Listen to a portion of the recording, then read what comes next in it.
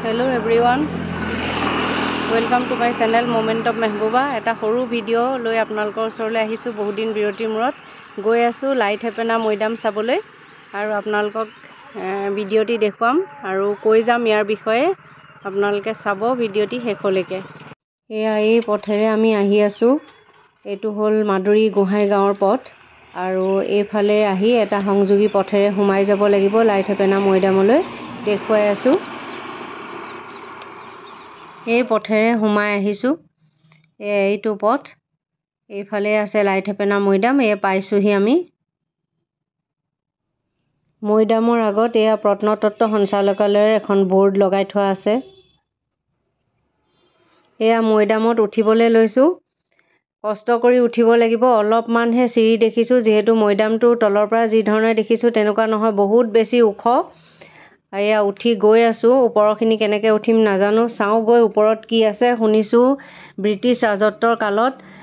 যিখিনি মৈদামৰ ভিতৰত অলংকাৰ বয় বস্তু দিয়া হয় সেইবিলাক সব খান্দি উলিয়াই লৈ গৈছে বুলি আৰু ওপৰটো সেইকাৰণে গাঁত হৈ আছে বুলি শুনিছো সেইকাৰণে চাও গৈ ওপৰত কি আছে আৰু এই লাইট হেপেনা বৰগোহাঁই আছিল আহোম ৰজা গদাধৰ সিংহৰ ৰাজমন্ত্ৰী আৰু তাতোতকৈ ডাঙৰ কথা হ'ল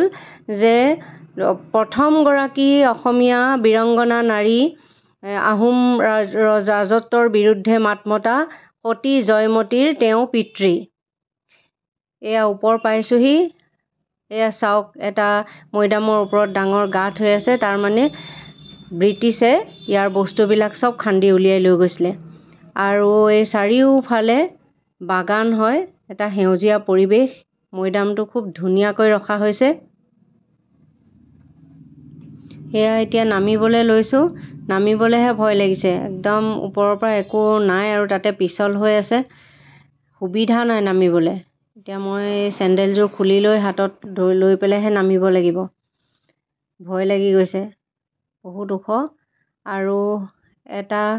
আহোম ৰাজত্বৰ ইতিহাস প্ৰসিদ্ধ মৈদাম কীৰ্তিচিহ্ন আপোনালোকলৈ ভিডিঅ' কৰি আগবঢ়ালো আশা কৰোঁ কেতিয়াবা শিৱসাগৰলৈ আহে যদি এই মাদুৰী গোহাঁই গাঁৱত থকা লাইট হেপেনা বৰগোহাঁইৰ মৈদাম আহোম ৰাজত্বৰ এটা প্ৰসিদ্ধ কীৰ্তিচিহ্ন আপোনালোকে চাবলৈ আহিব